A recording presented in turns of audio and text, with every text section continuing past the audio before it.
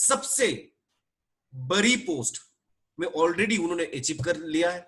बहुत सारे foreign trips achieve कर लिया है ऑलरेडी, और लगभग 13 लाख के चेक में ऑलरेडी चल रहे हैं, और इस मंथ और ज्यादा तो होगा ही होगा, क्योंकि दिन के दिन उनका बिजनेस बहुत बढ़ रहा है और बहुत ही अचीवमेंट्स। उनके टीम में बहुत सारे लोग हैं जो ऑलरेडी लाख रुपए ऑलरेडी क्रॉस कर चुके हैं, और ट्रेनिंग बहुत इंपॉर्टेंट है।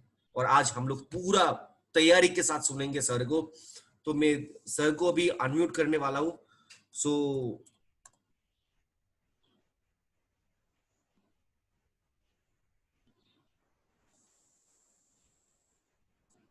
okay sir, I have sent you the request to, okay, so with a big round of applause I want to welcome in the biggest team meeting ever Mr. Dharmendra Mohan sir. जोरदार तालियों के साथ sir को स्वागत कीजिए। सभी को मैं रिक्वेस्ट करूंगा।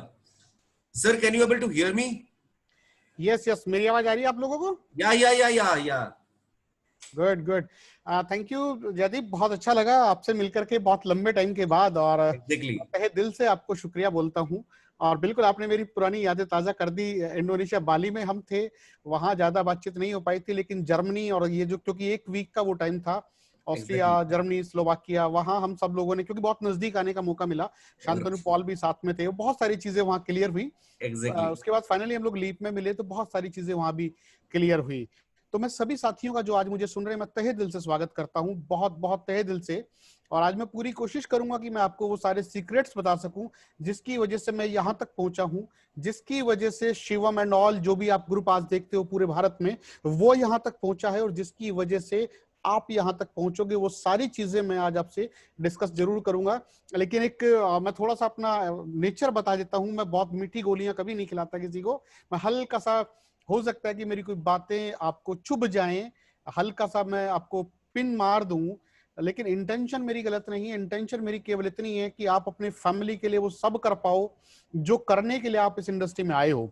तो क्या मेरी लैंग्वेज को लेकर के तो कोई प्रॉब्लम नहीं है? हिंदी सभी समझते हैं? हिंदी ओके है, ओके ठीक है। तो चलिए दोस्तों, शुरुआत करता हूं मैं अपनी स्टोरी से। मेरा नाम धर्मेंद्र मान है, और मैं मेरे जो जन्म हुआ वो मेरठ के अंदर, डिस्ट्रिक्ट मेरठ एक जगह है, आपने देखा होगा उत्तर प्रदेश के अंदर एक जगह है मेरठ, जहां मेरा जन्म हुआ है। एक सेकंड में थोड़ा सा स्क्रीन को जरा सेट कर लूं ताकि, ओके। तो मेरठ के अंदर मेरा जन्म हुआ एक फार्मर फैमिली में। अभी जैसे आज का लाइफस्टाइल देख करके लोगों को लगता होगा कि यार ये बहुत राजसी घराने से है ना, बहुत एक ऐसी फैमिली से है जहां सिल्वर स्पून इसको मुंह से लगी हुई मिली होगी, है ना। आज तो सर गाड़ी में घूमते हैं, आज तो फॉरेन टूर है, आज तो बहुत बड़े बड़े अचीवर इनके साथ हैं, तो सब कुछ डे वन से हो गया होगा, लेकिन ऐसा नहीं है। मैं आज थोड़ा सा आपसे वो जर्नी अपनी शेयर करूंगा जिसके बारे में लोग नहीं जानते। मेरा जन्म एक बहुत lower middle class farmer family में हुआ। मेरे दादाजी खेती करते थे, और हम लोग बड़े किसान नहीं थे, वो छोटे किसान थे, कम जमीन थी, और दादाजी उसी में अपना गुजारा करते, अपने परिवार को पालते थे। मेरे पिताजी थोड़ा सा पड़ गए और वो काम की तलाश में आ गए दिल्ली नियर बाई सिटी थी। तो आपने देखा होगा कि जो गांव कस्बे के लोग होते हैं वो काम की तलाश में जो नियर बाई शहर होते हैं वहां आ जाया करते हैं। ये बात मैं कर रहा हूँ थोड़ी सी पुरानी। 2 साल मेरे फादर ने दिल्ली में खुद को सेटल किया, और 2 साल के बाद उन्होंने अपनी फैमिली को, यानी हम लोगों को, दिल्ली बुलाया। अब फैमिली में कौन लोग थे? मेरे माताजी, पिताजी और 4 बहन भाई हम लोग, जिसमें सबसे बड़ा मैं था। दिल्ली आए, ये बात मैं बता रहा हूँ 83 की, बहुत पुरानी बात बता रहा हूँ, जब मैं आप में से बहुत सारे लोगों का तब शायद जन्म नहीं हुआ होगा, और जो होंगे तो बहुत छोटे रहे होंगे। तो 83 में हम लोग दिल्ली आए। उससे जो मेरी बेसिक एजुकेशन है, जो मेरी प्रारंभिक शिक्षा में हुई है, और गांव में किस तरह की स्कूल में मैं पढ़ा हूं, आप अंदाजा उससे लगा सकते हैं कि आपकी, देखो लोगों को लगता है कि एजुकेशन बहुत बड़ा रोल प्ले करती है आपकी ग्रोथ में। मैं इससे बिल्कुल भी वेरी नहीं करता, मैं बिल्कुल सहमत इससे नहीं हूं। मेरी जो बेसिक एजुकेशन हुई है वो एक ऐसे स्कूल में हुई है, आप बिलीव करेंगे, जहां कमरे भी नहीं थे। मैं एक नीम के पेड़ के नीचे बैठ करके, मैं और मेरे बहुत सारे साथी, मेरी प्रारंभिक एजुकेशन यानी कैक है, गैग है, हिंदी मीडियम, मैंने वहां सीखा है। और तख्ती का जमाना था, तख्ती पे लिख करके। तख्ती आप में से जो नॉर्थ इंडिया के लोग हैं वो आसानी से समझते हैं। तख्ती एक लकड़ी का फट्टा टाइप होता है जिस पर आप कलम से लिखते हो। ये नोटबुक का जमाना नहीं था, ये तख्ती का जमाना था। वहां से मेरी बेसिक एजुकेशन हुई है। उसके बाद जब हम लोग दिल्ली आए, तो दिल्ली में पहली बार मैंने ABCD के बारे में सीखा, और बहुत सारी चीजों से मेरा दिल्ली में आने के बाद मेरा मिलने का मौका मिला। जैसे मैंने अपने जीवन में सबसे पहली कार दिल्ली आने के बाद देखी है। उससे पहले मैंने अपने जीवन में कभी कार भी नहीं देखी थी। और जब मैंने कार देखी तो मैंने अपनी माँ से पूछा था ये क्या है, तो मेरी माँ ने मुझे बताया कि बेटा एक कार होती है। तो मैंने इसमें पूछा इसमें कौन लोग बैठते हैं, मेरी माँ ने कभी सिनेमा में देखी होगी, तो मैंने उनसे पूछा इसमें कौन लोग बैठते हैं, तो मेरी माँ ने मुझे बताया कि बेटा इसमें बड़े लोग बैठते हैं। और मैं छोटा था। जैसे चीज को समझना, बच्चे कितना इजी तरीका पकड़ते हैं। माँ ने कहा इसमें बड़े लोग बैठते हैं और मैं छोटा था, जबकि उनका कहने का मतलब था बड़े लोग जो पैसे से बड़े होते हैं। ये मुझे लगा बड़े लोग।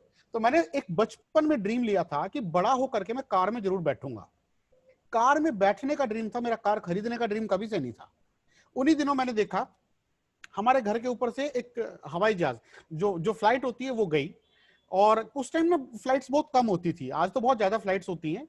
और क्योंकि मैं दिल्ली में रहता हूँ तो एयरपोर्ट से आजकल तो बहुत ज्यादा फ्लाइट देखने को मिल जाती हैं। उस समय बहुत कम था, तो मैंने देखा कि एक फ्लाइट गई। तो मैंने अपनी माँ से पूछा कि ये क्या है, तो मेरी माँ ने मुझे बताया कि बेटा इसे बोलते हैं चील गाड़ी। चील गाड़ी, चील के जैसे, यानी चील जो बाज की एक प्रजाति होती है ईगल टाइप, उसके जैसे उड़ने वाली गाड़ी, तो उसको बोला चील गाड़ी।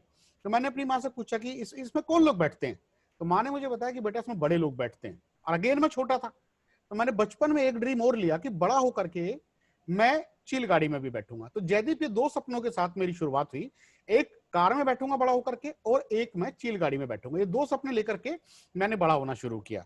मुझे एक चीज समझ आने लगी थी कि अगर आपको जीवन में बहुत तरक्की करनी है तो आपके पास एक अच्छी नौकरी होनी चाहिए, और अच्छी नौकरी के लिए आपके पास अच्छी एजुकेशन होनी चाहिए। ये दो चीजें मुझे समझ आने लगी थी और मैंने ठीक से पढ़ाई करना शुरू कर दिया। मेरे जीवन में सब कुछ अच्छा अच्छा चल रहा था। लेकिन 1988 आते आते, सन 88, 1988 आते आते मेरी फैमिली में एक हादसा हुआ और मेरे पिताजी का देहांत हो गया। मेरे फादर एक्सपायर हो गए। अब देखिए यहां से पूरी लाइफ मेरी 360 चेंज हो गई। फादर जब एक्सपायर हुए तो आप सोचिए कि पूरे परिवार में वो अकेले कमाने वाले थे। मेरी माताजी पढ़ी लिखी नहीं थी और पिताजी क्योंकि अब रहे नहीं दुनिया में, और हम बहन भाई बहुत छोटे थे। मैं सबसे बड़ा था, मेरी एज उस टाइम 12 साल थी। अब इतना टफ टाइम था वो। क्या मेरी आवाज सभी लोगों को आ रही है? एक बार प्लीज मुझे हाथ दिखा दीजिए। Yes sir. Okay, thank you. यदि वो इतना टफ टाइम था कि हम लोग, अब अगर हमने सुबह खाना खाया तो हमको रात को खाना मिलेगा नहीं मिलेगा ये पता नहीं, ये भरोसा नहीं है, क्योंकि सिचुएशन इतनी टफ हो गई, इनकम का सोर्स बिल्कुल बंद हो गया है। और ऐसे टाइम में जो रिलेटिव होते हैं, जो रिश्तेदार होते हैं, सबसे पहले वो किनारा करते हैं। वो इसलिए किनारा करते हैं कहीं आप उनसे कुछ मांग ना लो। जितने भी जानकार लोग होते हैं वो आपसे किनारा करते हैं कहीं कुछ मांग ना लो। सिचुएशन इतनी टफ थी, लेकिन गॉड है, उसको जो मंजूर होता वही है। फाइनली हुआ ये कि क्योंकि हम लोग गांव से जुड़े हुए लोग थे, तो मेरी माताजी को एक काम आता था पशुपालन।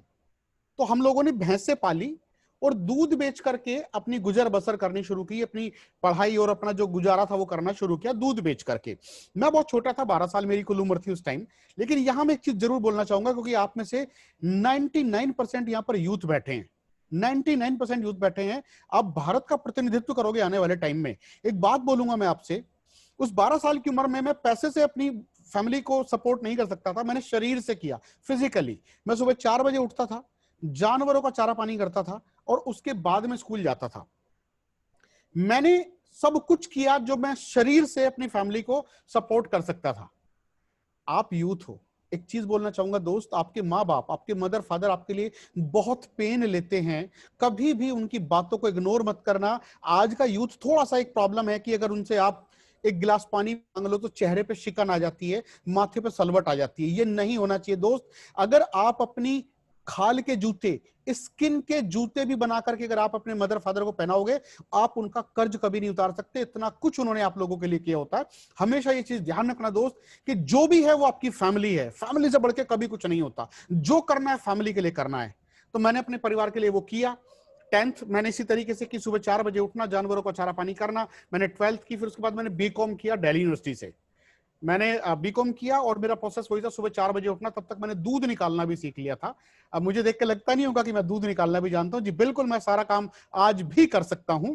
वो मैंने सारा काम करते हुए अपनी ग्रेजुएशन कंप्लीट की। और यहां से बारी आती है फाइनली रियल लाइफ में एंट्री की, है ना। देखो हम लोग हिंदी सिनेमा में क्या देखते हैं, हिंदी फिल्मों में हम लोग देखते हैं एक हीरो है जिसने स्ट्रगल किया है, जिसका बचपन गरीबी में बीता है, फिर उसे नौकरी कहीं मिल जाती है ना।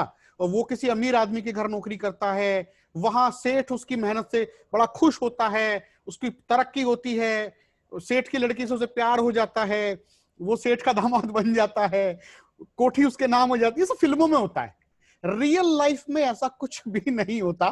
मैंने एक छोटी जॉब के साथ अपने जीवन की शुरुआत की और बहुत मुश्किल से एक छोटी, आप विश्वास नहीं करोगे, मात्र 1500, मात्र 1500 रुपए की नौकरी के साथ मैंने शुरुआत की 1997 में अपने कैरियर की, छोटी सी जॉब से।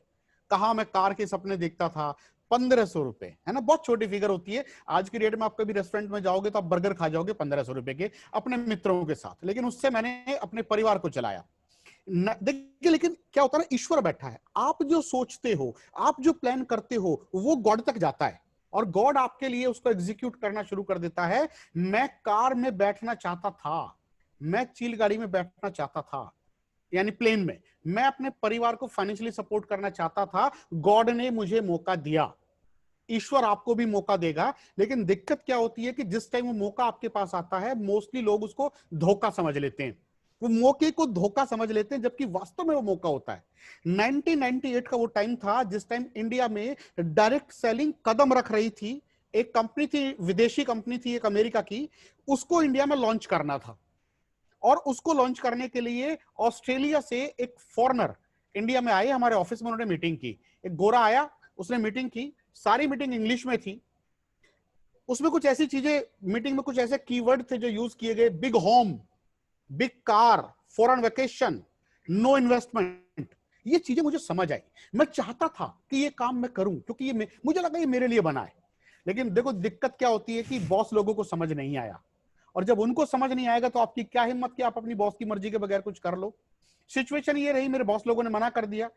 गोरा अपने देश चला गया, हम अपने देश रह गए। एक साल और गुजर गई। एक साल के बाद 99 में मेरे एक मित्र से मेरी मुलाकात हुई, मेरे एक फ्रेंड से जिसने स्कूलिंग मेरे साथ की थी। और उसने मुझे क्या सवाल पूछा, धर्मेंद्र अमीर बनना चाहते हो? मैंने कहा हाँ बनना चाहता हूं, क्योंकि ये तो मेरा बचपन का सपना था, है ना, कौन नहीं अमीर बनना चाहता।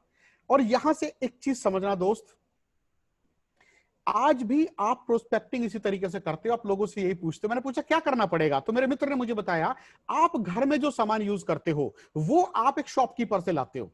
आपके घर का सामान शॉपकीपर से आता है, वहां से आपको कुछ नहीं मिलता। आपको एक कंपनी की डिस्ट्रीब्यूटरशिप लेनी है, आप सामान यहां से लाओगे, आपको सस्ता मिलना शुरू होगा, आप कुछ और लोगों की शॉप चेंज कराओगे तो आपको उस पर इनकम आएगी। ये चीज मुझे समझ आ गई। और देखो मजे की बात जयदीप जी कि 20 साल हो गई इन सब चीजों को, 20 साल के बाद लोग आज भी इसी तरीके से प्रोस्पेक्टिंग करते हैं। लोग आज भी लोगों से ये बोलते हैं कि एक शॉप चेंज करनी है, लोगों की शॉप चेंज करानी है, आप अमीर बन सकते हो। और मजे की बात यह है कि लोगों को आज भी समझ नहीं आता, लोगों को आज भी समझ नहीं आता। मुझे तब समझ आ गया था जब लोग इसके बारे में नहीं जानते थे, क्योंकि मेरा नसीब अच्छा था। ये नसीब की बात होती है। मैं हालांकि वो भी बताऊंगा कि लोगों को ये बिजनेस समझ में क्यों नहीं आता। मुझे बताया गया कि विदेशों में लोग कार खरीद चुके हैं। देखो, ना मेरे पास कार थी, ना मेरे अपलाइन के पास कार थी, ना उनके अपलाइन के पास कार थी, ना कोई विदेश गया था हमारी जानकारी में। आज तो आप किसी को भी अगर कार दिखानी हो, इतने सारे फोटोज आप दिखा सकते हो, इतने बड़े बड़े चेक दिखा सकते हो। मेरे अपलाइन का चेक 14,500 का था, 14,500 का चेक था ओनली। लेकिन मैंने क्या किया, मैंने अपलाइन के भरोसे पे, मैंने अपलाइन के बिलीव पे बिलीव किया। आज तो आपके पास सब कुछ है बिलीव करने के लिए, उनके भरोसे के साथ मैंने करना शुरू किया। और मुझे क्या लगता था, मैंने कहा यार मेरा बहुत बड़ा सर्कल है, मैं जाते लोगों की लाइन लगा दूंगा। आपको भी तो यही लगता होगा जब आपने शुरू किया था, हम लाइन लगा देंगे, जिसको बोलेंगे लोग मना नहीं करेंगे। और देखो मेरे साथ क्या हुआ, वही हुआ जो आपके साथ होता है। लोगों ने मुझे आड़े हाथों लिया, है ना, लोगों ने मेरा मजाक करना शुरू किया, इस तरह से नहीं होता, अगर इस तरीके से दुकान बदलने से लोग पैसे कमा रहे होते तो आज हर कोई करोड़पति बन गया होता, बहुत सारी चीजें, है ना, लोगों ने मजाक उड़ाया। लोगों ने मेरे मुंह पे दरवाजे तक बंद किए, गेट तक बंद किए। सिचुएशन इतनी टफ थी जयदीप जी कि अगर मैं गली, क्योंकि 20 साल पुरानी बात थी, तब ये इंडस्ट्री इतना बड़ा नहीं थी। जिधर से निकल के चलो लोग छिप जाते थे मुझे देख के कि आएगा और कंपनी की बात बताएगा, आएगा और 2 गोले खींच के मेंबर की बात बताएगा। लेकिन एक चीज थी, मेरे अपलाइन ने मुझे वहां पर एक चीज समझाई, मेरी काउंसलिंग की, वो आज मैं आपसे बताता हूं दोस्त, कि जो आदमी आपसे ये कहता है कि ये बिजनेस नहीं चलता, छोड़ दे, आपको ये समझने की जरूरत है कि उस आदमी को इस इंडस्ट्री का कितना तजुर्बा है।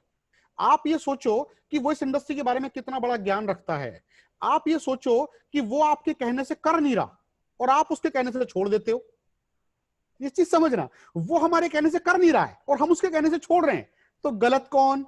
तो मुझे ये चीज समझ आ गई थी कि जो आदमी आज मेरा छुड़ाना चाहता है ना, जो मुझसे कह रहा है कि इस तरह के बिजनेस नहीं चलते, जब मुझे बच्चों के लिए फीस देनी होगी ये आगे नहीं आएगा, जब माँ बीमार हो जाएगी हॉस्पिटल में पैसे चाहिए होंगे ये सामने नहीं आएगा, मुझे अपनी फैमिली के लिए कुछ भी चीज चाहिए होगी ये मदद नहीं करेगा, ये मुझे एहसास हो गया था। मुझे सब कुछ खुद करना था। मैंने ज्यादा लोगों में मेहनत की, बहुत लोगों ने मना की, बहुत लोगों ने हाँ की। मैं एक ही चीज पर ध्यान रखता था, हाँ कौन करता है। मैं पॉजिटिव हूं, हमेशा ऑप्टिमिस्टिक, आशावादी हूं। जो मना करते हैं, जो नेगेटिव होते हैं, उनसे मैं एसोसिएशन अपना तोड़ देता हूं। और लगातार मैंने ऐसे लोगों में काम करना शुरू किया और मुझे सफलता मिलनी शुरू हुई, है ना। 104 रुपए का मेरा पहला चेक आया था, 104 इस इंडस्ट्री का। बहुत खुश था मैं 104 रुपए के चेक में। ये वो लोग ध्यान से सुने जिनको छोटे चेक पे मुंह पे सलवट पड़ जाती है ना, छोटे चेक पे जो निराश हो जाते हैं, उदास हो जाते हैं। 104 रुपए का पहला चेक था। मैं खुश क्यों था? क्योंकि भाई साहब साबुन से नहाने पे पहली बार पैसा आया है। नहाता तो मैं बचपन से था, पेस्ट करने से पहली बार पैसा आया, करता तो मैं बचपन से था। 104 रुपए का चेक, ये मेरे लिए बहुत बड़ी फिगर थी और एक उम्मीद जगी कि अब आगे बढ़ा करेंगे। मैंने ज्यादा लोगों में काम करना शुरू किया, मीटिंग्स में जाना शुरू किया, इस इंडस्ट्री के बारे में सीखना शुरू किया। ये इसलिए बोल रहा हूं कि देखो, आप 17 साल पढ़ते हो, 17 साल पढ़ते हो, जब आप ग्रेजुएट हो जाते हो, लाखों रुपए खर्च करते हो, तब आपको 20,000 रुपए की जॉब मिलती है। 20,000 रुपए की जॉब के लिए आप 17 साल पढ़ते हो। वेस्टीज में, डायरेक्ट सेलिंग में आप लाख रुपए महीना कमाना चाहते हो और सीखना कुछ नहीं चाहते, पहले महीने से आ जाए, ऐसा नहीं होगा, आपको सीखना पड़ेगा। मैंने रेगुलर इस तरह की संगत में जाना शुरू किया जो इस बिजनेस के बारे में जानते थे। देखो, कभी भी अगर आपको किसी भी फील्ड में कामयाब होना है, किसी भी फील्ड में, इवन खेती में भी कामयाब होना है ना, फार्मिंग में, आप उन लोगों के साथ बैठो जो उस फील्ड के कामयाब लोग हैं। ये मैं जानता था। मैंने उनके साथ बैठना शुरू किया, मीटिंग्स में जाना शुरू किया, लोगों को इस बिजनेस के बारे में बताना शुरू किया, खुद को अपडेट किया। धीरे धीरे करके मेरे चेक बढ़ने शुरू हुए। मैं 10,000 तक पहुंचा, 20,000, 30,000, 50,000, इस तरीके से मैं आगे आगे जाना शुरू हुआ। और सिचुएशन ये रही। अच्छा, हम लोग अगर ये क्या हम लोग मैसेज ऑफ कर सकते हैं? जयदीप, आप मैसेज बॉक्स ऑफ कर दीजिए प्लीज।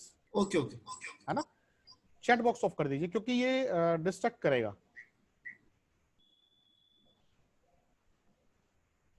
ओके सर, हाँ, डन। Thank you.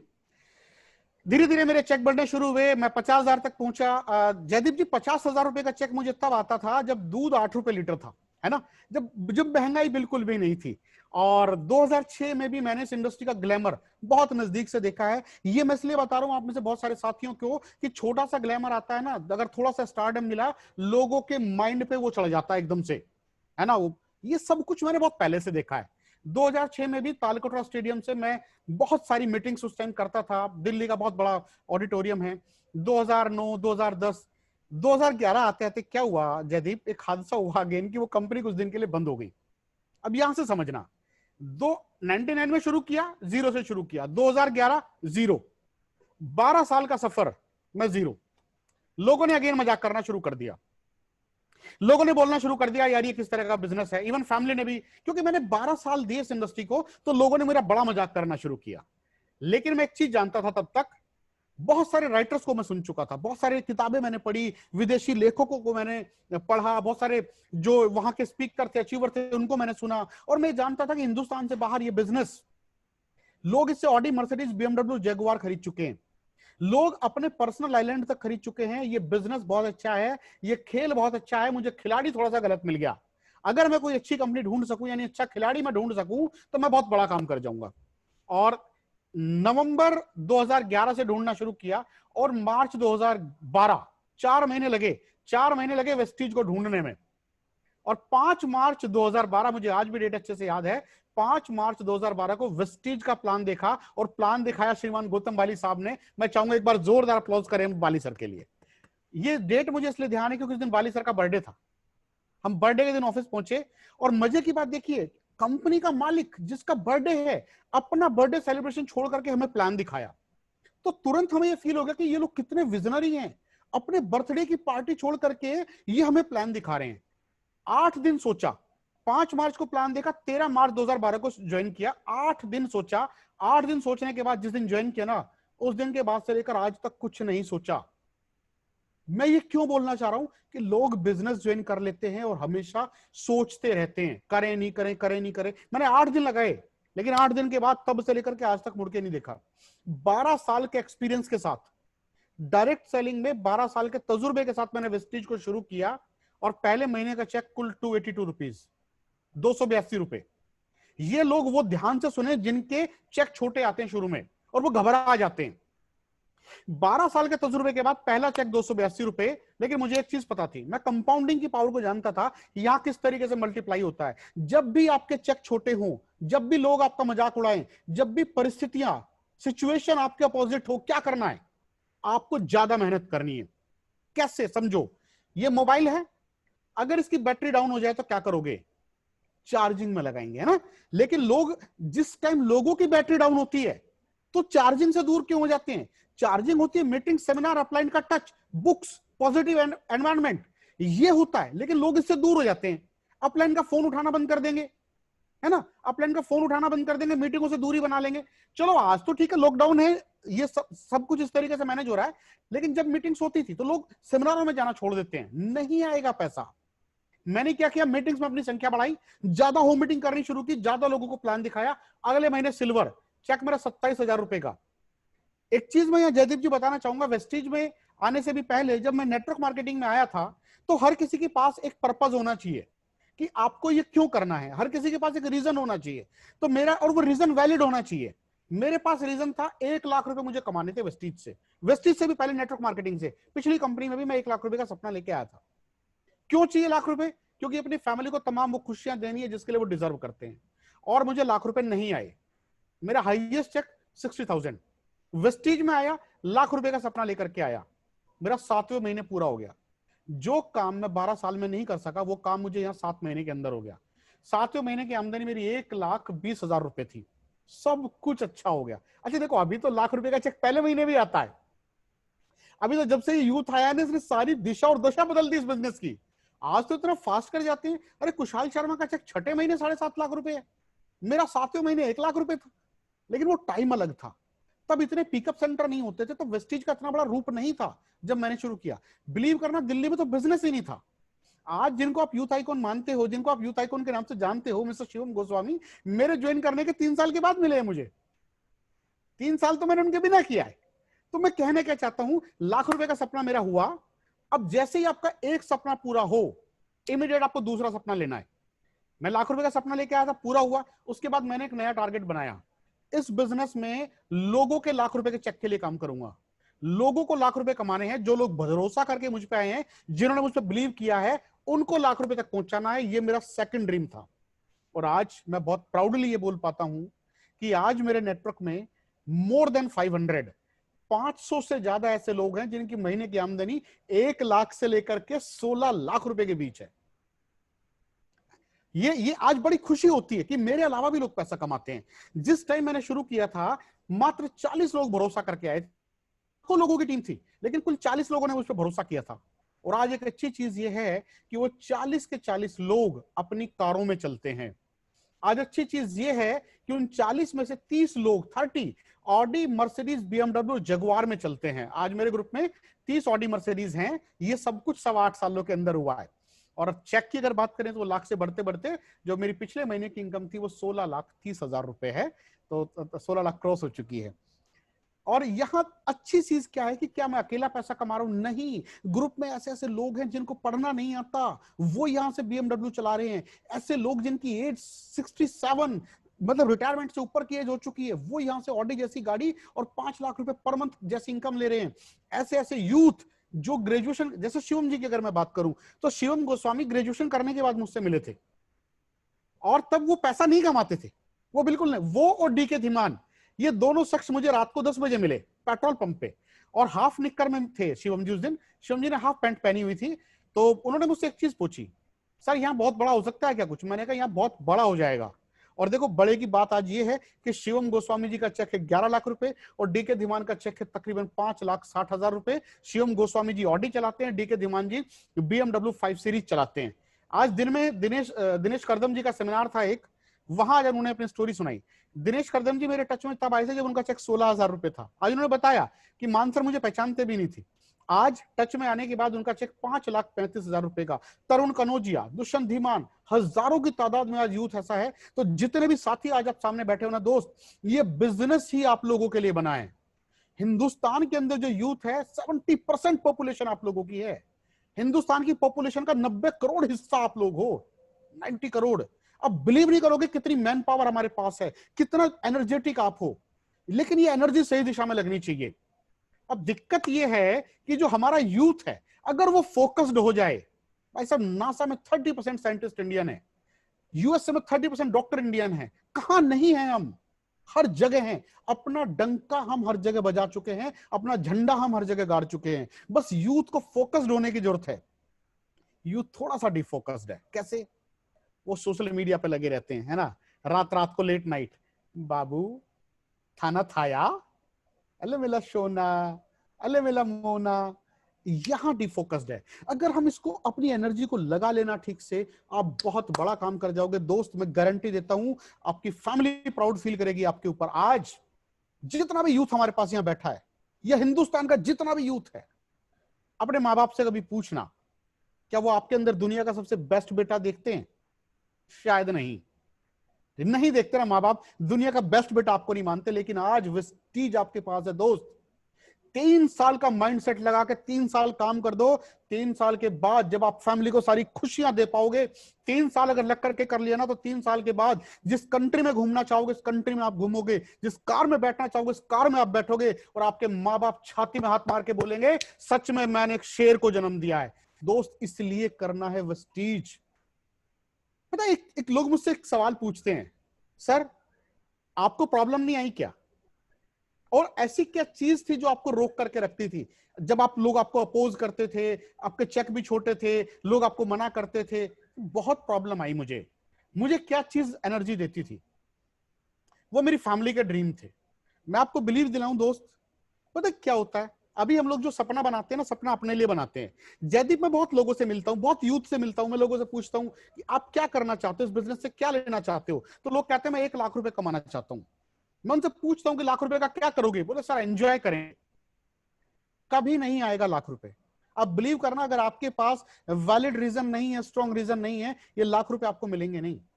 थोड़ा सा समझना। आज आप कुछ लोगों को मेरी बात गलत लग सकती है, लेकिन ये समझने की बात है, ये टोटल मेंटल गेम है। इसको समझने की कोशिश करना। आप तो खैर चलो थोड़े से बड़े हो गए, लेकिन जब आप छोटे थे, या अगर कोई मैरिड पर्सन यहाँ बैठे हैं, उनके घर में अगर बच्चा हो जिसकी एज 3 से 4 साल 5 साल है, जब वो बच्चा अपने पापा के पास जाता है और पापा से कहता है पापा डू यू लव मी, क्या आप मुझसे प्यार करते हो? पापा कहते हैं हाँ बेटा बहुत प्यार करता हूं, तो आप मुझे 500 रुपए दो। तो पापा क्या करेंगे? बोला बेटा बता क्या करेगा पैसे का? बोले नहीं नहीं, आप मुझे प्यार करते हो कि नहीं करते? अगर प्यार करते हो तो 500 रुपए दो, नहीं तो आप मुझे प्यार नहीं करते। पापा क्या करेंगे? देंगे? नहीं देंगे। हमारे नॉर्थ इंडिया में तो ऐसे करके कर देते हैं इतनी देर में, है ना, गाल गाल को लाल कर देते हैं। क्यों? क्योंकि वो बच्चा नहीं बता रहा है कि उसको क्यों चाहिए, वो जस्टिफाई नहीं कर पा रहा, उसके पास वैलिड रीजन नहीं है। लेकिन अगर बच्चे ने वैलिड रीजन दे दिया, तो पेरेंट्स केवल 500 रुपए नहीं 2000 रुपए भी उसको देंगे, अगर वैलिड रीजन दिखा तो। रीजन वैलिड नहीं होता। इसी तरीके से परम पिता परमेश्वर गॉड भी हमारे पेरेंट्स है, वो हमारे माँ बाप का दर्जा रखते हैं। अगर हमारी जरूरत वैलिड है, तो वो हमें 1 लाख नहीं 10 लाख भी देंगे, 1 करोड़ भी देंगे, और हमारे लिए व्यवस्था करेंगे। ऐसे ऐसे लोग आपके नेटवर्क में आएंगे जो आपके सपने पूरे करने के लिए आएंगे। अब देखो कहां गलती होती है। मैं लोगों से पूछता हूं क्या चाहिए? बोले कार चाहिए। कार? कौन सी कार? रेड कलर की विटारा ब्रेजा, 15 लाख रुपए की कार चाहिए। क्या करोगे कार का? बोले सर कार में घूमूंगा, बैठूंगा, ऐश करूंगा, गर्लफ्रेंड को घुमाऊंगा। इस तरह की बातें आती हैं। पता है ये ड्रीम फुलफिल नहीं होते। क्यों नहीं होते? क्योंकि आपके सपनों में वो ताकत नहीं है। इसको बताता हूं कैसे करते हैं। आप अपने सपनों में ना, अपने ड्रीम्स में फैमिली को इन्वॉल्व करो एक बार। जैसे ही आपके ड्रीम्स में आपकी फैमिली इन्वॉल्व होगी ना, आप देखना कमाल हो जाएगा। कैसे? कार इसलिए चाहिए कि कार जब मैं लेकर के चलूं, मेरी बराबर वाली सीट पे मेरी माँ बैठे, और जब एसी चल रहा होगा ना, और सामने से ब्लोअर में से ठंडी ठंडी हवा आ रही होगी, और वो माँ के कानों पे ऐसे जाएगी ना, बाल उड़ेंगे उनके, और वो मेरी तरफ प्यार से देख करके बोलेंगी बेटा प्राउड ऑफ यू, तूने फैमिली का नाम रोशन किया है। वो शब्द सुनना है मुझे। मुझे अपनी माँ की आंखों से खुशी के वो 2 आंसू चाहिए जब वो अपने बेटे को देख करके बोले, बेटा तूने नाम रोशन कर दिया। इसलिए चाहिए कार। और दोस्त अपनी माँ, अच्छा मैंने यहाँ माँ को क्यों माँ को क्यों बिठाया, गर्लफ्रेंड को क्यों नहीं बिठाया? भाई वो दूसरी भी हो सकती है, वो तीसरी भी हो सकती है, माँ हमेशा एक होती है। आप बिलीव करो, वो लम्हा आप भूल नहीं सकते। इसलिए चाहिए कार, क्योंकि आज फैमिली में कार नहीं है। आज आपके घर से जब कहीं रिश्तेदारी में जब शादी होती है ना, आज पूरी फैमिली प्राइवेट टैक्सी में जाती है या रोडवेज बस में या गवर्नमेंट की बस में जाती है, भीड़ में, है ना। लेकिन जब आप कार लेंगे, है ना, रिलेशनशिप में कहीं शादी होगी, है, आप गाड़ी चला के जाएंगे, वहां जाकर के भाई साहब खिड़की खोल के जब पिताजी उतरेंगे, फादर बाहर उतरेंगे और मूंछों को ऐसे करेंगे, ये तो दोस्त उनकी मूंछों पे ताव का कारण आप बनोगे। आप देखना पिताजी का सीना 56 इंच चौड़ा हो जाएगा। इसलिए चाहिए ताकि फैमिली के चेहरे पे खुशियां दे सको। कल को आने वाले टाइम में आप लोग शादियां करोगे, एक टारगेट बनाओ दोस्त कि किसी का पति बनने से पहले करोड़पति बनना है। और अगर लड़कियां हमें सुन रही है ना, तो लड़कियां ये टारगेट बनाए कि साड़ी पहनने से पहले गाड़ी आएगी, साड़ी से पहले गाड़ी, और दाढ़ी से पहले गाड़ी। करोड़पति बनना है किसी का पति बनने से पहले। इस तरह के टारगेट आप लोगों को लेने हैं। ये टारगेट शिवम ने लिया था, आज करके दिखाया ना। आप लोग पता है अपने लिए काम तो कर ही रहे हो, लेकिन अननोइंगली जयदीप एक काम और भी हो रहा साथ में। आप हजारों युवाओं के अंदर ना एक होप क्रिएट कर रहे हो। युवा जो ग्रेजुएशन करने के बाद खाली है, जॉब नहीं मिल रही है, हर तरफ रिसेशन है, उसको आप एक होप दे रहे हो कि यार ये कर सकते हैं तो मैं भी कर सकता हूं। ये हो बहुत बड़ा काम कर रहे हो आप। पता है अभी क्या लगता है शुरू में लोगों को, कि शुरू में ये बिजनेस आप पैसे के लिए करते हो। हाँ नो डाउट हम पैसे के लिए करते हैं, लेकिन धीरे धीरे पता है क्या होता है, पैसे के अलावा बहुत सारी चीजें आनी शुरू हो जाती हैं। चलो आज तो लॉकडाउन का टाइम है, सेमिनार्स नहीं होते, लेकिन जब सेमिनार होते हो तो आप होते थे, आप सामने देखते थे दोस्त कि जब सेमिनार खत्म होने के बाद हजारों लोगों की भीड़ घेर लेती है और वो आपसे कहती है सर आपके साथ एक फोटो हो जाए। जब मुझे लोग घेर लेते थे ना, एक फोटो सर आपके साथ हो जाए, तो मैं सोचता था कि यार इस बिजनेस ने मुझे सेलिब्रिटी बना दिया। मैं तो यहाँ अपनी फैमिली की जरूरतें पूरी करने के लिए आया था। सर लोग आपके पास आके बोलते हैं सर एक ऑटोग्राफ मिल जाएगा क्या? तब लगता है कि यार मैंने क्या खास काम किया है। अपने से बड़ी उम्र के लोग पैरों को हाथ लगा देते हैं, है ना, उस टाइम आंखों से आंसू आ जाते हैं। लोग कहते हैं सर एक बार सर पे हाथ रख दो, आशीर्वाद दे दो, ब्लेसिंग्स दे दो, सर आपके जैसा बनना है। इतनी खुशी होती है ना अंदर से उस टाइम कि यार मैंने कितना बड़ा काम किया। ये बहुत नोबल वर्क है, आपको बहुत सुकून फील होगा। यार पैसा कमाने के बहुत सारे तरीके हो सकते हैं, बहुत सारे तरीके हो सकते हैं, लेकिन दोस्त देखना यह है कि आपको एक अंदर से सुकून मिले, अंदर से खुशी मिले, वो तरीका। मैंने कार का सपना देखा था। मैंने 2014 में यहां से अपनी पहली कार खरीदी थी। पहली कार वो मेरी शेवलेट की बीट, बहुत छोटी सी कार थी, ज्यादा बड़ी कार नहीं थी, उसको मैंने खरीदा। लेकिन पहली बार मुझे सुकून हुआ कि मैं किसान का बेटा हूं यार, मैंने कार ले पाया हूं। दूसरी कार मैंने 2014 में यहां से फोक्सवैगन की खरीदी थी। और तीसरी कार अभी मैं ऑडी Q3 चलाता हूं, 47 लाख की, 47 लाख रुपए की ऑडी Q3, 4 छल्लों वाली कार। जिस टाइम बैठ के चलते हैं ना दोस्त, इतना सुकून मिलता है, इतना मजा आता है। और देखो जिन लोगों ने भी मजाक उड़ाया था, जिन लोगों ने भी मुझे ताने मारे थे, ताने समझते टोंटिंग कमेंट्स करना, भाई साहब उनके घर के सामने जब निकलता था ना तो हॉर्न बहुत मारता था, पौ पौ, देखो कमीनो और जलो, थोड़ा सा निकालो धुआं। ये चीज उस टाइम इतना सुकून मिलता है ना यार कि मैंने उन लोगों को करके दिखाया। मेरी पहली जो यात्रा थी यहां से, क्योंकि मैंने सपना देखा था ना बचपन में, चील गाड़ी, फ्लाइट, मेरी पहली यात्रा यहां से इंडोनेशिया बाली की ही थी जयदीप आपके साथ। वो मेरी पहली यात्रा थी, उससे पहले मैं कभी विदेश नहीं गया था। और मुझे बाई चांस इतना अच्छा मेरे साथ हुआ कि मुझे विंडो सीट मिली हुई थी। मैं कॉर्नर सीट पे बैठा था, मैंने बाहर झांक के देखा तो हम लोग बादलों के ऊपर उड़ रहे थे। मैंने पहली बार जीवन में बादलों को ऊपर से देखा, नहीं तो हमेशा मैं नीचे से देखता था। उस दिन मैंने बादल ऊपर से देखे, मुझे बड़ा खुशी हुई। और मैंने देखा कि एक ना एलसीडी लगी हुई होती है अगली सीट पे, तो आप सिनेमा देख सकते हो, फ्लाइट का स्टेटस देख सकते हो। हम लोग 40,000 फीट की ऊंचाई पे उड़ रहे थे। मैंने एयर होस्टेस से कॉफी मंगाई, और कॉफी जब वो लाई तो मैंने अपने कंधे पे खुद को शाबाशी दी, शाबाश धर्मेंद्र तू कितना अच्छा आदमी है यार, तूने इस बिजनेस को छोड़ा नहीं उन कमीनों के कहने से जो तेरा छुड़वाना चाहते थे। अगर छोड़ देता ना तो आज बादलों के ऊपर कॉफी नहीं पी रहा होता, जमीन पे उनके साथ बैठ के पी रहा होता। और दोस्त ये मैं आपसे भी बोलना चाहूंगा कि जिस समय आप विदेश यात्रा पे जाओगे ना, जिस समय आप लोग बादलों के ऊपर बैठ करके कॉफी पियोगे, आप हर वो चीज भूल जाओगे दोस्त, जो आज लोग आपको ताने मारते हैं, कमेंट्स करते हैं। जितनी भी प्रॉब्लम है, आज आपके पास पैसा नहीं है, आपके पास लोग मना करते हैं, लोग आपका फोन नहीं उठाते, ये सब चीजें बदल जाएंगी जब आप कामयाब होगे। क्योंकि दोस्त, कामयाबी की ही एक वैल्यू होती है, बाकी लोग किसी को कभी कहीं नहीं पूछते। आप अगर कामयाब हो जाओगे तो आपकी एक स्टोरी बन जाती है। ये चीजें आप हमेशा ध्यान रखना। उसके बाद तो फिर हवाई यात्राओं का सिलसिला शुरू हो गया। अभी लॉकडाउन की वजह से हम लोग घर पे हैं, नहीं तो आप बिलीव करना, महीने में 15 दिन में फ्लाइट में रहता हूं। मतलब जब हम लोग घर आते हैं तो फैमिली कहती है कि कहीं बाहर ले चलो खाना खिलाने। हम कहते हैं यार बाहर का खा खा के थक गया, आज घर का खिला दो। ये सिचुएशन होती है। मैं यहाँ से 12 कंट्रियां घूम चुका हूँ जयदीप जी के साथ में। अभी जर्मनी, ऑस्ट्रिया, स्लोवाकिया भी मैं भी था 2018 में। तकरीबन यही दिन थे, वो अगस्त का ही महीना था, तो यही टाइम था। उन दिनों को भी मिस करते हैं। और आप सब साथियों को मैं बोल दूं, भाई साहब अपने पासपोर्ट बनवा के रखो, अगले जनवरी में हम लोग फिर से टूर पे जा रहे हैं फैब में, और आप सभी लोग साथ में चलेंगे। तो यहां मैंने आपको बताया कि क्या चीज आपको पुश करके रखेगी, वो है आपके ड्रीम्स, आपकी फैमिली का इन्वॉल्वमेंट। दोस्त, धर्मेंद्र मान आपको मोटिवेट कर सकता है 15 दिन के लिए, मेरे अपलाइन मोटिवेट कर देंगे 1 महीने के लिए, बाली सर मोटिवेट कर देंगे 2 महीने के लिए। परमानेंट मोटिवेशन चाहिए ना, तो वो आपकी फैमिली के हालात हैं, आपके घर के हालात आपको चेंज करने हैं, वो केवल आपको मोटिवेट करेंगे। आपके घर में अगर फाइनेंशियली कोई भी चैलेंज है, टारगेट लो। अपने परिवार में, अपने एंटायर रिलेटिव्स जो भी हैं, सबसे रिश्तेदारी में सबसे ज्यादा पैसा कमाना आपको है। आप अपनी फैमिली के पहले करोड़पति बनना है, ये आपका टारगेट है। अपनी फैमिली को प्राउड फील कराना है। दोस्त, करो यार, ये सब बहुत बड़ी चीजें करो। लॉकडाउन में बिजनेस कैसे करें, एक सवाल ये भी तो आता है। लोगों को लगता होगा ना, जयदीप यार लॉकडाउन आ गया, जो लोग पहले से कर रहे थे, सर अब तो सेमिनार नहीं होते ना, फूल मालाएं नहीं पहनते, स्टेज पे नहीं जाते, तो कैसे होगा। 20 साल मुझे इस इंडस्ट्री में हो गए कंप्लीट, 8 साल वेस्टीज, 12 साल पहले।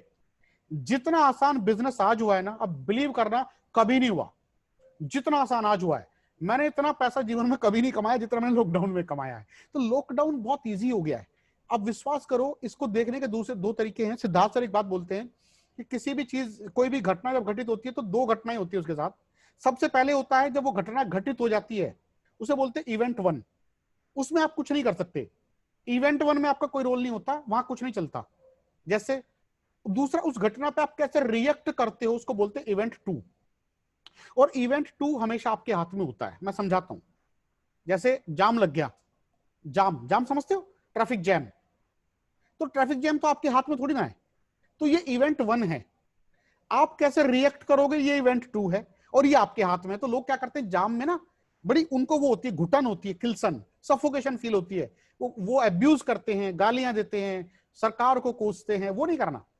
आप, जाम लग गया, आप क्या करोगे, अपना जो पेंडिंग काम है मोबाइल पे वो कर लो, कहीं मेल भेजनी है, कोई कॉल चेक करनी है, बिजनेस चेक करना है, वो काम निपटाओ, है ना। ये ध्यान रखना। और हमेशा एक चीज और मैं आपको बता रहा हूं कि जब भी कोई प्रॉब्लम आती है, जब भी कोई प्रॉब्लम होती है, तो साथ में एक अपॉर्चुनिटी होती है, उसको पहचानने की जरूरत होती है। अभी क्या हुआ देखो, कोरोना लग गया है ना, ये पैंडेमिक है, लॉकडाउन हो गया, ये इवेंट 1 है। आप नहीं कर सकते कुछ भी, आप कुछ कर ही नहीं सकते, ये आपके हाथ में नहीं है। गवर्नमेंट करती है या प्राकृतिक है।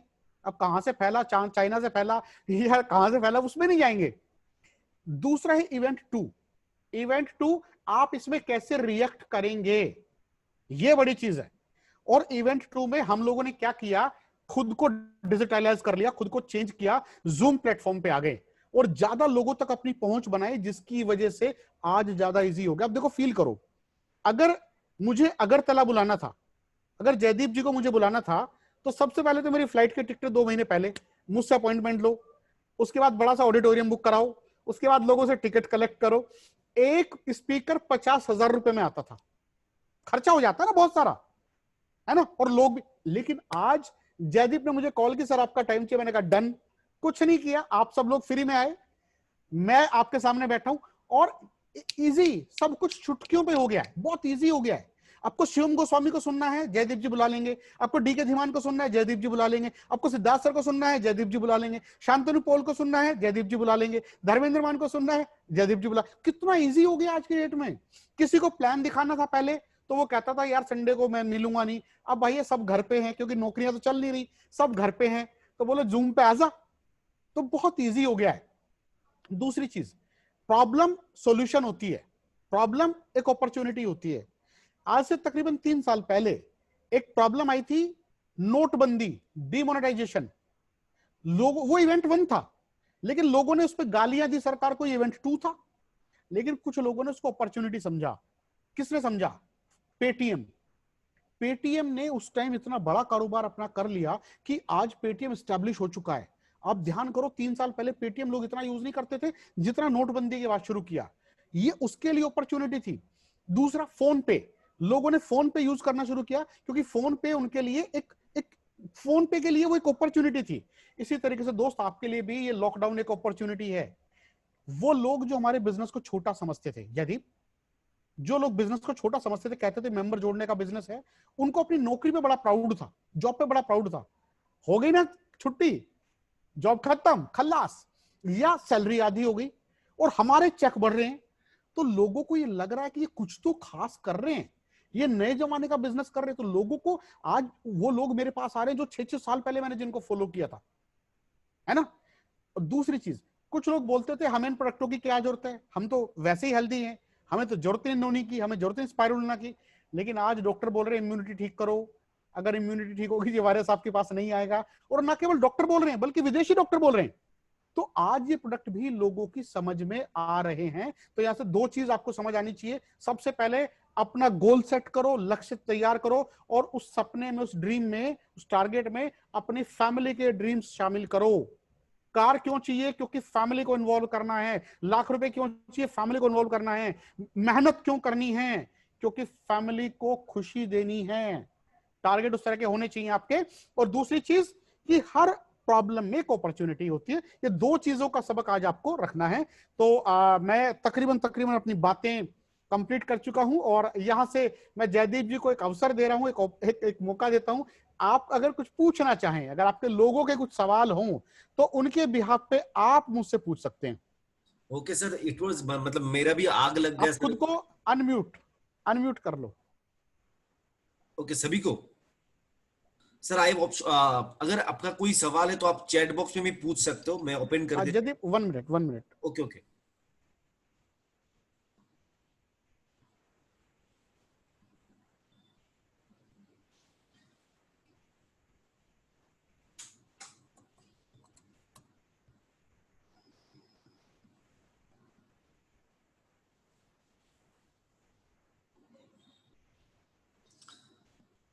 सो कैसा लगा ट्रेनिंग? क्या can you share on the chat box? हाँ, chat box is already open, so you can chat. हाँ, इट वाज ग्रेट, वाओ। एक बार सर के लिए तो एक बार तालियां तो जरूर बनती है sir. What a training, it was really बहुत ही एक अच्छा ट्रेनिंग हम लोगों को मिला, बहुत ही शानदार ट्रेनिंग। मैंने बोला था आज कि आज धमाका होने वाला है, और आग तो लग गए ऐसे ही। Wow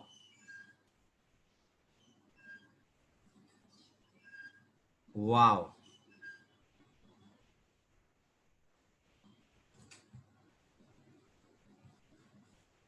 sir. हाँ, okay, thank you, thank you. Hope कि हिंदी सबको समझ आई ना? Obviously sir, obviously sir. Good good good. तो अब जो भी आप लोग पूछना चाहें वो आप मुझसे पूछ सकते हैं। ओके। किसी का जो भी डाउट हो, मन में क्वेश्चन हो, क्वेरी हो, कुछ भी हो, तो आप प्लीज पूछिए।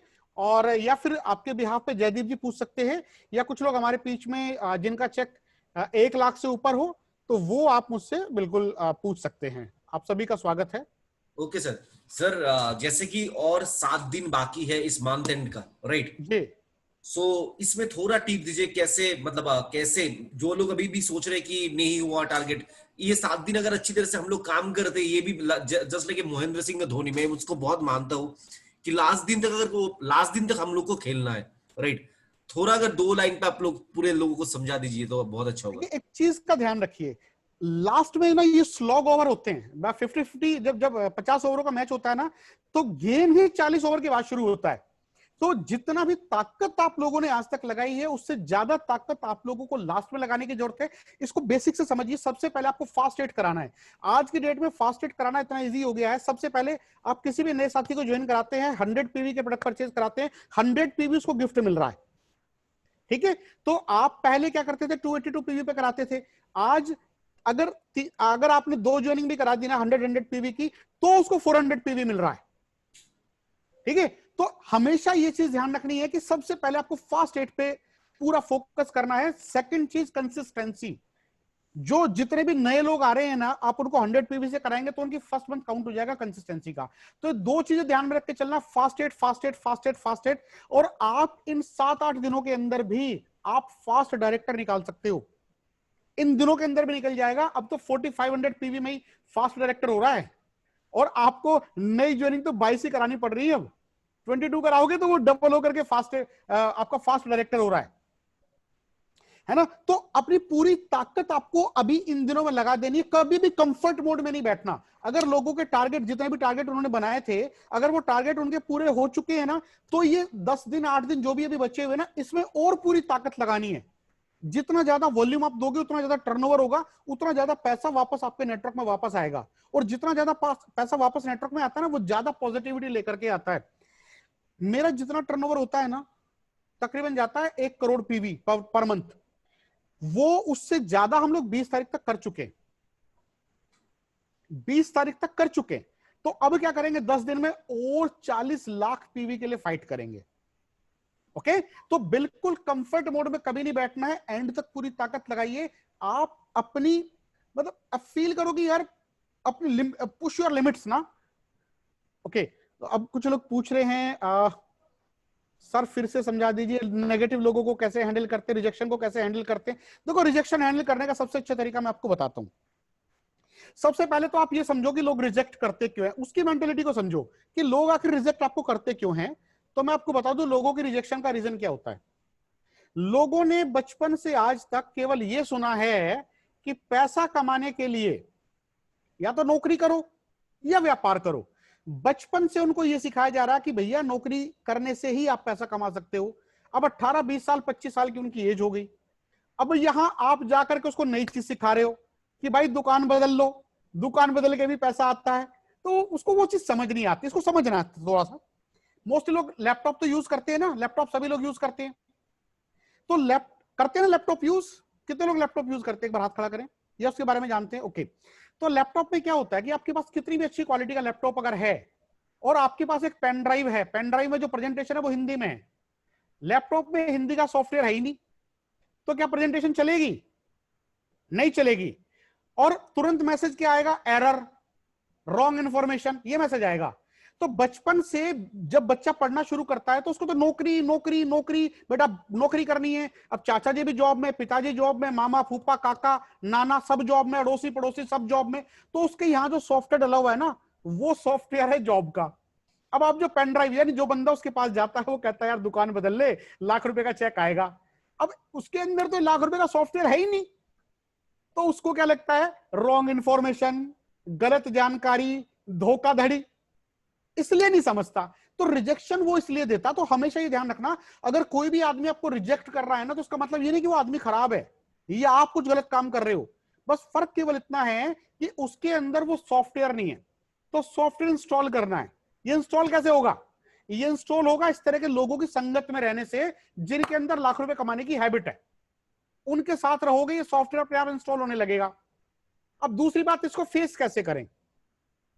तो सबसे पहले तो जो भी आपको मना करे तो मन में हंसो, सॉफ्टवेयर मिसिंग, उसको नहीं बोलना है, उसको बोलोगे पंगा हो जाएगा। मन में हंसना है, सॉफ्टवेयर मिसिंग। और उसके बाद आप ज्यादा लोगों को बताने की कोशिश करो। जब आप ज्यादा लोगों में काम करोगे तो ज्यादा लोगों में से आपको आपके मतलब के लोग मिल जाते हैं। कंचे तो खेले होंगे ना, कंचे खेले, कंचे? अच्छा, कंचे कंचे समझते हैं?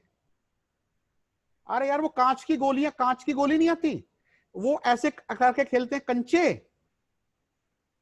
अभी समझे नहीं समझे? ओके, कुछ लोग समझे।